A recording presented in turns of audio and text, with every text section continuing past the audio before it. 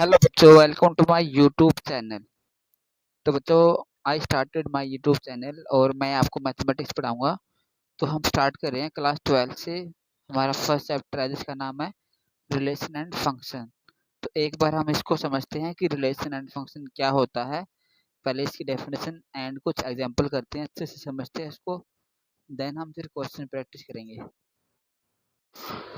तो अभी हम रिलेशन को समझते हैं बच्चों। तो देखो, रिलेशन होता है, अगर हम मैथमेटिक्स की बात करें तो रिलेशन दो सेट के बीच में होता है। एक सेट हमारे पास ए होता है, रिलेशन होता है बच्चों दो सेट के बीच में। एक सेट ए होता है और एक सेट बी होता है। तो इन दोनों में हमारा रिलेशन होता है। कैसे, हम एक बार इसकी डेफिनेशन को लिखते हैं अच्छे से। Let A and B, let A and B are to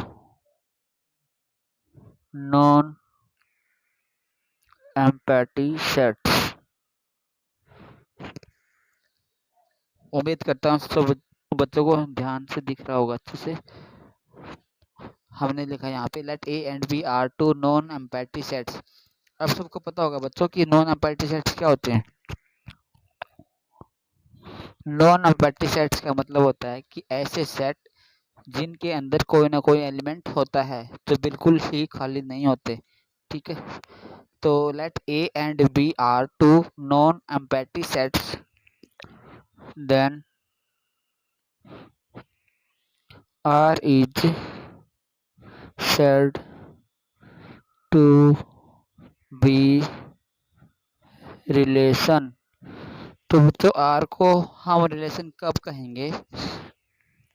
if, यदि R सबसेट होगा या इक्वल होगा A क्रॉस B के। ये आपको ध्यान में रखना है। अब हम सीखते हैं कि सबसेट क्या होता है एंड A क्रॉस B इसका मतलब क्या होता है। तो देखो बच्चों, हमने लिखा यहाँ पे सबसेट। इसको समझाने के लिए हम यहाँ पे एक सेट ले रहे हैं ए जिसके अंदर टू एलिमेंट्स है 1 और 2, एंड एक सेकंड सेट लिया मैंने बी जिसके अंदर 3 एलिमेंट्स है 1 2 और 3। ठीक है बच्चों, उम्मीद करता हूँ आपको सब अच्छे से दिखाई दे रहा होगा।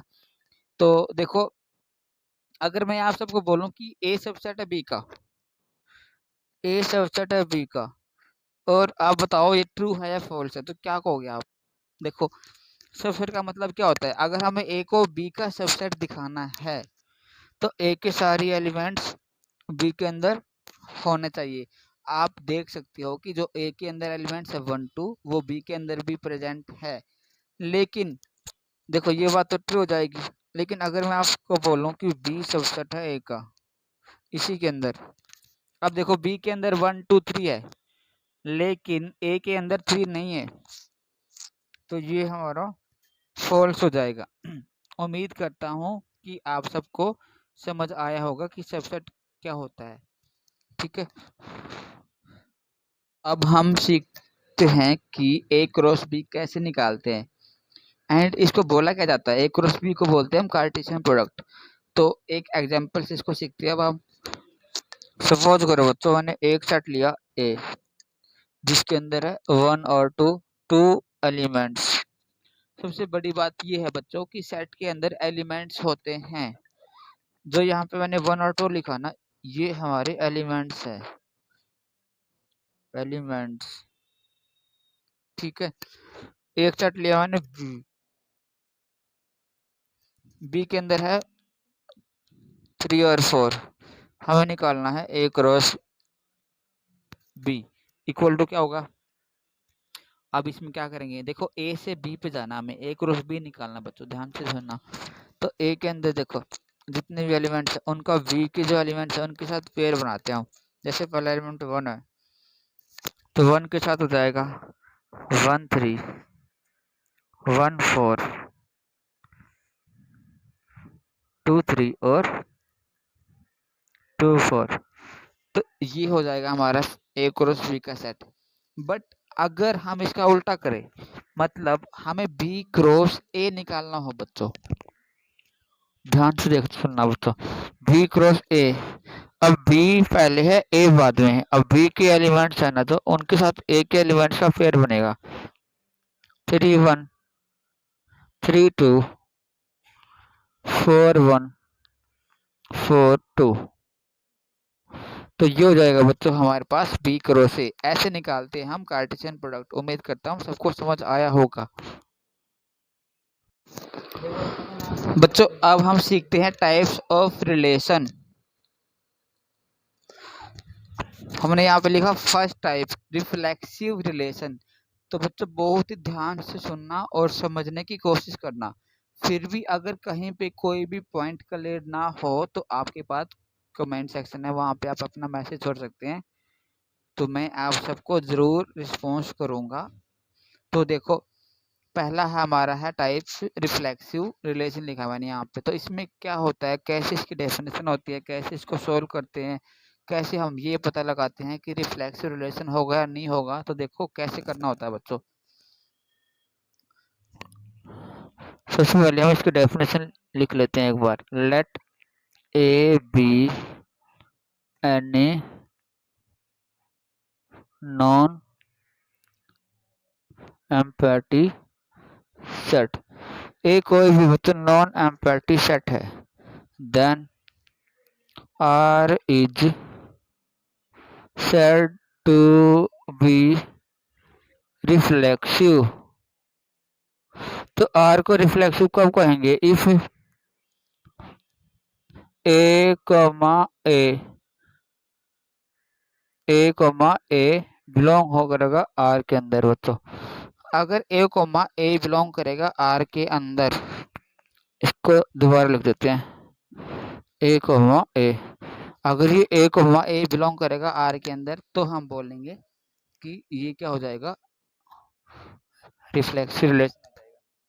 बच्चों अभी हम रिफ्लेक्सिव रिलेशन का एक एग्जांपल लेके चलते हैं, जिससे आपको और क्लियरिटी हो जाएगी कि इसको हमें कैसे समझना है, कैसे करना है, कैसे हम ये पता लगाएंगे कि रिफ्लेक्सिव रिलेशन होगा या नहीं होगा। ठीक है, अब एक एग्जांपल से हम समझने की कोशिश करते हैं इसको। एग्जांपल, अभी तक हमने एक बात तो सीख ली यहाँ से बच्चों कि इसके लिए हमारे पास एक सेट होना चाहिए। और सेट कैसा होना चाहिए? नॉन एम्पैटी सेट, मतलब जिसके अंदर कोई ना कोई एलिमेंट होना चाहिए। क्योंकि सेट के हिसाब से ही फिर हम रिलेशन में देखेंगे कि क्या ए कोमा ए बिलोंग कर रहा है या नहीं कर रहा। ठीक है, सपोज करो बच्चों कि हमने एक सेट लिया ए, जिसके अंदर 1 2 और 3। एक सेट लिया हमने जिसके अंदर 3 एलिमेंट्स है, 1 2 और 3। अब यहाँ पे हम अपने पास से ही रिलेशन लेके चलते हैं। सपोज करो मैंने आर लिया यहाँ पे रिलेशन, जिसके अंदर है 1 1 2 2 1 2 2 3।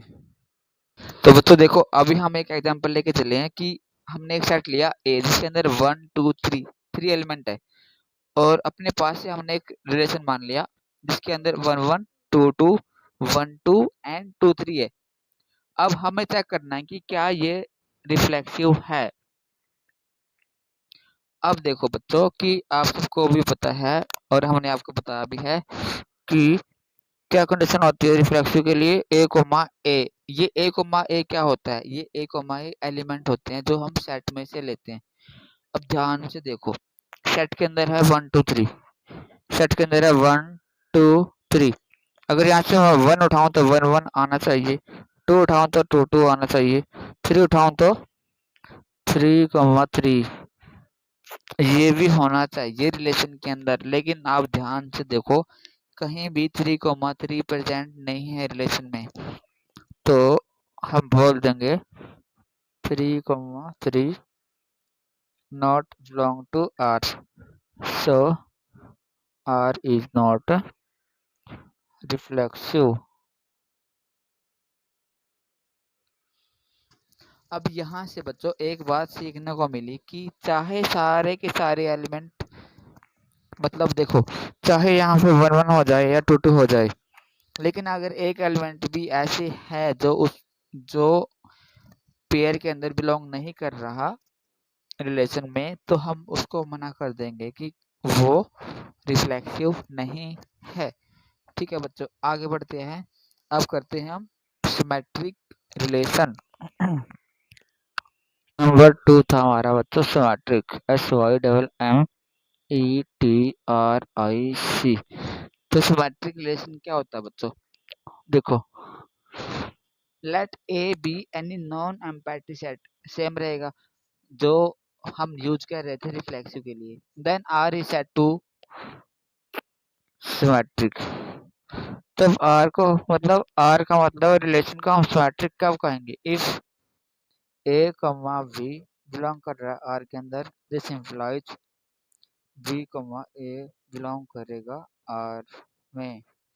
मतलब बच्चों सिंपल सी बात है कि इस रिलेशन में से हम दो एलिमेंट उठाएंगे, अगर वो रिलेशन के अंदर है तो उसका उल्टा मतलब रिवर्स भी रिलेशन के अंदर होना चाहिए, तभी हम बोलेंगे कि वो क्या है, हमारे पास सिमेट्रिक होगा।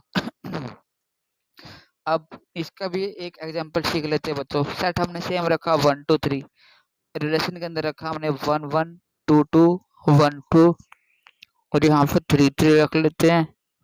उसके बाद इतना ही छोड़ देते हैं इसको। अब आप खुद बताओ बच्चों, क्या ये सिमेट्रिक होगा? सिमेट्रिक से पहले देखो, क्या ये रिफ्लेक्सिव होगा? रिफ्लेक्सिव तो हो जाएगा क्योंकि 1 1 है इसके अंदर, 2 2 है और 3 3 है, मतलब रिफ्लेक्सिव तो हो गया ये। अब इसको चेक करना है सिमेट्रिक। सिमेट्रिक के लिए क्या कंडीशन बताई थी मैंने आपको कि अगर ए कॉमा बी है, ए कॉमा बी का मतलब देखो ध्यान से, यहाँ पे 1 कॉमा 2 बिलोंग कर रहा है आर में, बट इसका उल्टा नहीं है इसके अंदर, 2 comma 1 not belong to R. 1 comma 2 तो बिलोंग है बच्चों आर में, लेकिन 2 कॉमा 1 बिलोंग नहीं कर रहा आर के अंदर, सो आर इज नॉट सिमेट्रिक। तो आर क्या होगा बच्चों? सिमेट्रिक नहीं होगा।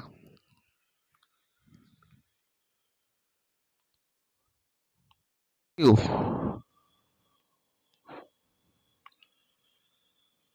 ट्रांजिटिव।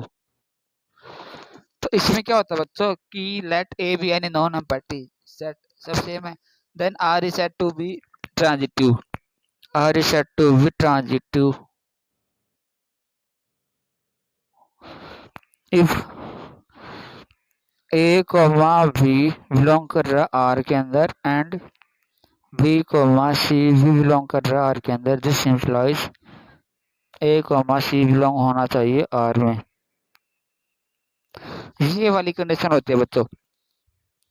बट अगर सिर्फ ए कॉमा बी बिलोंग कर रहा हो रिलेशन में और बी और सी नहीं कर रहा हो, तब हम क्या बोलेंगे? अब इसकी सेकंड डेफिनेशन भी होती है बच्चों। वो क्या होती है? अगर ए कॉमा बी बिलोंग कर रहा है आर में और कुछ बी कॉमा सी है ही नहीं, ये बिलोंग नहीं कर रहा आर में, तब हम ए कॉमा बी को ट्रांजिटिव बोलते हैं। तो हम क्या बोलेंगे? ए कॉमा बी हमारे पास क्या हो जाएगा? ट्रांजिटिव हो जाएगा। अब इसका एग्जांपल हम नेक्स्ट वीडियो में सीखते हैं। आज की वीडियो में इतना ही दोस्त, आज की वीडियो में इतना ही बच्चों। अगर किसी बच्चे को कोई भी प्रॉब्लम आए किसी भी प्रकार से, तो अपनी प्रॉब्लम को कमेंट में रखिए और ज़रूर उनका रिस्पॉन्स किया जाएगा।